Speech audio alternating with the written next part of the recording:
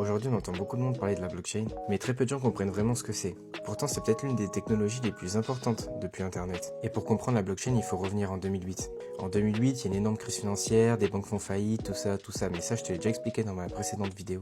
Des millions de personnes perdent beaucoup d'argent, et beaucoup de gens commencent à se demander, est-ce qu'on peut créer un système financier qui ne dépend pas des banques? C'est à ce moment-là qu'une personne sous le pseudonyme de Satoshi Nakamoto publie un document sur Internet, appelé le White Paper, papier blanc. Dans ce document, il explique comment créer une monnaie numérique appelée le Bitcoin, qui fonctionnerait sans banque, sans gouvernement et sans intermédiaire. Mais pour que ça fonctionne, il fallait inventer une technologie capable de sécuriser toutes les transactions qui allaient être possibles. Et tout ça de manière sécurisée, transparente et impossible à falsifier. Et en fait, c'est là que naît la blockchain. Je vais t'expliquer avec des mots simples. En gros, imagine un gros cahier public dans lequel on écrit toutes les transactions. Par exemple, Pierre envoie un Bitcoin à Paul. Marie envoie 0,5 Bitcoin à Antoinette. Voilà, t'as compris le concept. Mais toutes ces transactions, elles sont inscrites dans ce cahier, justement. La différence avec ce cahier, c'est qu'il n'appartient à personne. Il est copié sur des ordinateurs partout dans le monde. Dit comme ça, tu pourrais dire c'est pas très sécurisé. Mais bien sûr que si. Quand une transaction est faite, le réseau d'ordinateurs vérifie qu'elle est valide. Par exemple, il vérifie bien que la personne ait les fonds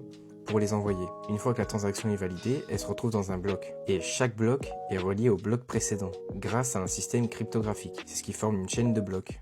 D'où la blockchain, ce qui la rend impossible à tricher du coup. Parce que pour modifier une transaction dans la blockchain, il faudrait modifier le bloc, mais aussi tous les blocs qui viennent après justement. Et il faudrait le faire sur la majorité des ordinateurs du réseau en même temps, ce qui est extrêmement difficile, voire quasiment impossible sur les grandes blockchains. Dans certaines blockchains comme le Bitcoin, il existe ce qu'on appelle des mineurs. En fait, c'est des ordinateurs très puissants qui sécurisent le réseau. Ils utilisent de la puissance de calcul pour valider des blocs de transactions. En échange, ils reçoivent une fraction de Bitcoin, c'est une récompense. C'est ce qu'on appelle le minage. Pourquoi c'est une révolution de nos jours? La vraie révolution de la blockchain, ce n'est pas seulement la crypto-monnaie, c'est qu'elle permet pour la première fois sur Internet de pouvoir créer un système où les gens peuvent échanger de la valeur directement entre eux sans intermédiaire. Avant, pour envoyer de l'argent, il fallait toujours passer par une banque ou un système autre. Avec la blockchain, le réseau lui-même garantit la confiance. Et attends, c'est pas fini, ça permet aussi beaucoup d'autres choses. Elle permet aussi de sécuriser des contrats intelligents, tracer l'origine de produits dans une chaîne logistique, stocker des données importantes aussi, sécuriser des identités numériques, créer des NFT, ou même organiser des votes numériques sécurisés. Je vais te faire une petite conclusion pour pas que tu oublies tout. La blockchain, c'est un registre public partagé sur des milliers d'ordinateurs qui enregistre des centaines voire des milliers d'informations de manière transparente et impossible à falsifier. Internet nous a permis d'échanger de l'information. La blockchain permet maintenant